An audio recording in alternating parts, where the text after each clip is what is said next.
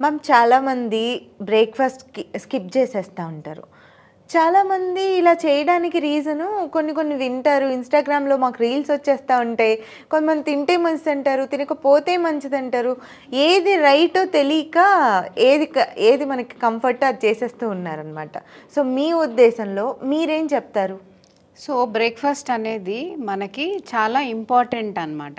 మన ఫాస్ట్‌ని బ్రేక్ చేస్తున్నాము. అంటే నైట్ ఎప్పుడో తీసుకున్న ఫుడ్ అంతే. తర్వాత అంతా మనం ఫాస్టింగ్ మోడ్‌లోనే ఉంటాము. ఇప్పుడు కొత్తగా ఇంటర్మిటెంట్ ఫాస్టింగ్ అని ఫాస్టింగ్ చేయండి అని అంటున్నారు. బట్ మనం నైట్ డిన్నర్ తర్వాత నుంచి బ్రేక్‌ఫాస్ట్ వరకు మనం ఏమి తినము. So we are in fasting mode. ఎప్పుడు కూడా ఫాస్టింగ్ మోడ్‌ని బ్రేక్ చేసేదాన్నే బ్రేక్‌ఫాస్ట్ అంటాము.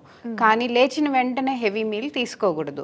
సో ఫస్ట్ వాటర్ తీసుకోవడము, తర్వాత ఇందాక మనం ఫ్యాట్ గురించి మాట్లాడుకుంటున్నట్టు కొన్ని నట్స్, గుడ్ ఫ్యాట్ ఉంటుందన్నమాట. కొన్ని నట్స్, సోక్డ్ నట్స్ తీసుకోవడము, తర్వాత 1 or 2 అవర్స్కి మనం బ్రేక్‌ఫాస్ట్ తీసుకుంటే మంచిది. అందులో కూడా ఇక్కడ మనం బ్రేక్‌ఫాస్ట్‌లో రెడీమేడ్వి తెచ్చుకుంటాము. అండ్ అగైన్ ఈ సీరియల్స్, మిల్క్లో చాకోసో లేకపోతే కార్న్‌ఫ్లేక్స్ ఇవన్నీ తీసుకుంటాం అనమాట. అగైన్ అక్కడ షుగర్స్ వస్తున్నాయి, మనకు కావాల్సిన న్యూట్రియంట్స్ రావట్లేదు. పాలల్లో మళ్ళీ షుగర్ వేసుకుంటాం మనం. ఇవన్నీ కూడా మనకి షుగర్స్ ఓవర్లోడ్ అవుతుంది బాడీ మీద. అందుకని మనము హెల్దీ బ్రేక్‌ఫాస్ట్‌ని చూసుకోవచ్చు. లైక్ మన సౌత్ ఇండియన్స్కి బాగా ఇడ్లీ సాంబార్ అలవాటు ఉంటుంది. సో అక్కడ ప్రోటీన్ ఉంటుంది, కార్బోహైడ్రేట్స్ ఉంటుంది, సాంబార్లో వెజిటేబుల్స్ వల్ల న్యూట్రియంట్స్ వస్తుంది, ఫైబర్ వస్తుంది. సో ఇట్లాంటి మనము యాడ్ చేసుకోవచ్చు. బయట దొరికే బ్రేక్‌ఫాస్ట్‌ల కంటే ఇంట్లో చేసిన బ్రేక్‌ఫాస్ట్ మోడరేషన్‌లో తీసుకోవచ్చు.